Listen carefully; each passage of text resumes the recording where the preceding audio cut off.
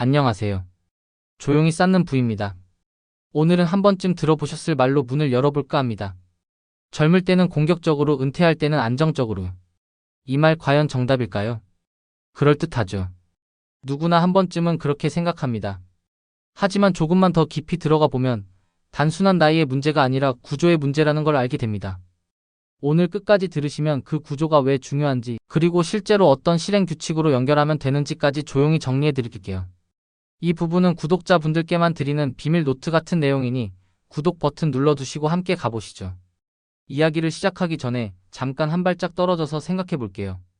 우리가 젊을 때는 공격적이라는 말을 믿는 이유는 뭘까요? 아직 시간이 많으니까. 떨어져도 회복할 여유가 있으니까. 그리고 은퇴가 가까워지면 더 이상 복구할 시간이 부족하니까. 그럴 때는 배당처럼 안정적인 현금 흐름이 낫다고 생각하죠. 이 논리는 틀리지 않습니다. 다만 절반만 맞습니다. 왜냐하면 투자는 단순히 나이라는 숫자로만 움직이지 않기 때문입니다. 소득의 구조, 부채의 유무, 가계의 현금 흐름, 자녀 계획, 은퇴 이후의 지출 패턴, 그리고 무엇보다 내가 돈을 바라보는 마음의 속도가 전부 다릅니다. 이걸 다 무시하고 나이만 가지고 비중을 나누면 결국 남의 옷을 입은 포트폴리오가 됩니다. 예를 들어볼까요? 30대 중반의 A씨는 자영업을 합니다. 수입은 높지만 들쑥날쑥합니다. 이런 분은 젊다는 이유로 공격적으로 가면 오히려 더 위험합니다. 소득이 불안정하기 때문이죠. 반면 60대 은퇴자라도 연금이 확실하게 들어오고 생활비의 대부분이 이미 연금으로 커버된다면 그분의 포트폴리오는 생각보다 공격적이어도 됩니다. 나이가 아니라 현금 흐름의 안정성이 더 중요한 기준이라는 뜻이죠. 그럼에도 불구하고 젊을 때 공격적, 은퇴 때 안정적이라는 말이 세대를 초월해 반복되는 이유는 단순함 때문입니다. 복잡한 재무 구조를 한 문장으로 정리해 주니까 편안하거든요. 하지만 그 단순함이 편안함을 주는 동시에 방향을 흐리게도 합니다. 그래서 오늘은 이 문장을 조금 다르게 바꿔볼게요. 젊을 때는 시간의 복리를 활용하고 은퇴할 땐 현금 흐름의 구조를 세운다. 이게 진짜 핵심입니다. 젊을 때 공격적으로 간다는 건 고위험 종목을 많이 사라는 뜻이 아닙니다. 시간이 우리 편일 때 시장 전체의 성장을 통째로 누리는 구조를 만들라는 뜻이에요. ETF, 지수, 자동 적립식. 이 세 단어로 요약됩니다. 반대로 은퇴 시점의 안정적 배당은 배당률이 높으면 무조건 좋다는 게 아니라 내 생활비와 인출 구조가 흔들리지 않도록 현금이 일정하게 들어오는 루트를 확보하라는 의미입니다. 즉, 방향은 맞지만 도구의 해석이 다릅니다.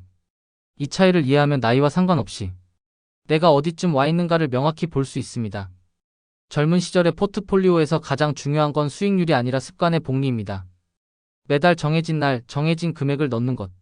이게 수익률보다 훨씬 강력합니다. 왜냐하면 시장은 우리 의지보다 더 자주 흔들리기 때문이에요. 결국 승패는 행동의 일관성에서 갈립니다. 시장 타이밍을 맞추는 사람보다 정해진 규칙을 지키는 사람이 장기적으로 더 많은 자산을 남깁니다. 반대로 은퇴 시점에 들어서면 이제는 복리의 속도보다 지속 가능한 인출이 더 중요해집니다. 이 시기에는 주가가 오르락 내리락 하는 게 문제가 아니라 내가 돈을 써야 하는 시점에 시장이 하락하는 게 문제입니다. 이걸 순서 위험이라고 하죠. 그래서 은퇴 직전에는 주식 비중을 조금 줄이고 채권현금성 자산 커버드 콜 ETF 같은 완충제를 늘려두는 겁니다. 이건 겁이 많아서가 아니라 은퇴 후 2~3년 동안의 생활비를 지켜내기 위한 전략적 방어입니다. 배당 ETF도 마찬가지예요. 배당이 안정감을 준다고 하지만 사실 배당주도 주가가 흔들립니다. 배당률이 높다는 이유만으로 사면 그 배당이 유지되지 못할 수도 있습니다. 그래서 배당 ETF를 선택할 때는 배당의 높이보다 배당의 지속성을 보셔야 합니다. 기업이 배당을 꾸준히 늘려왔는가, 그 배당이 영업이익으로 뒷받침되는가, 이게 핵심이에요. 그리고 꼭 기억하셨으면 하는 부분이 있습니다. 배당은 보너스가 아니라 회사의 일부를 현금으로 받는 행위입니다. 즉, 배당을 많이 받는다고 해서 포트폴리오의 가치가 더 커지는 건 아닙니다. 배당으로 받은 현금이 다시 시장에 재투자될 때 진짜 복리가 완성됩니다. 배당을 생활비로 쓸 수는 있지만 젊을 때부터 그걸 다 써버리면 복리의 씨앗이 말라버립니다.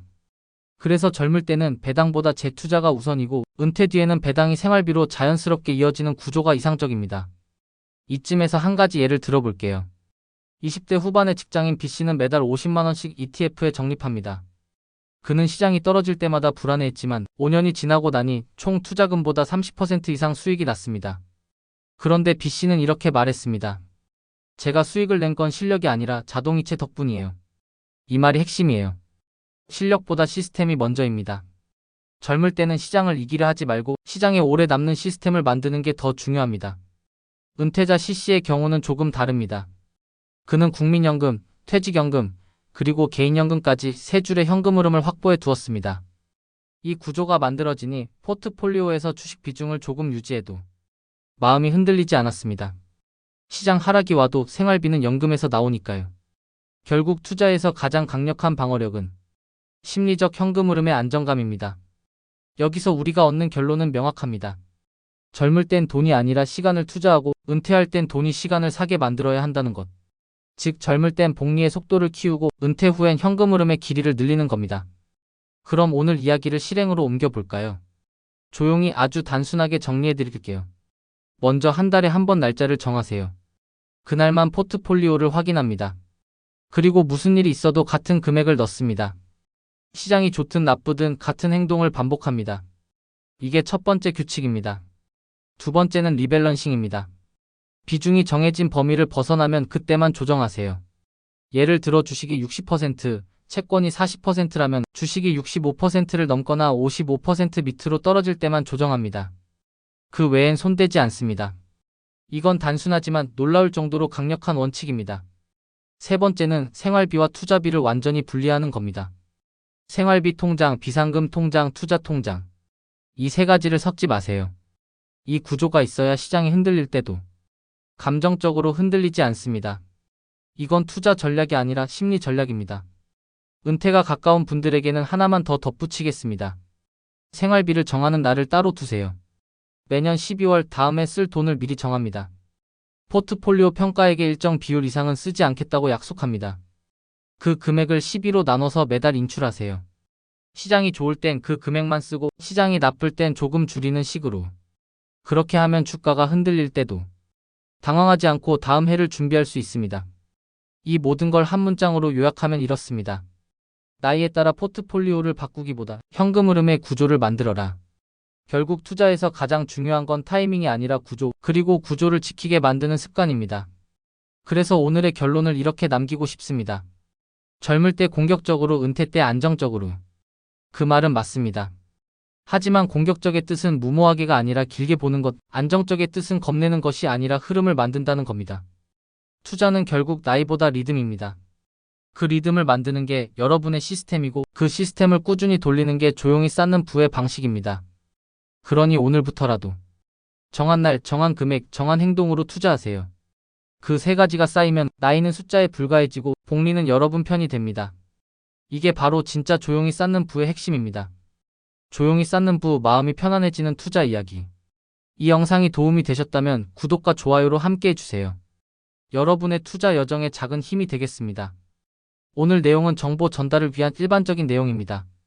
최종 판단과 책임은 투자자 본인에게 있습니다. 오늘도 조용히 쌓는 부와 함께 해주셔서 고맙습니다.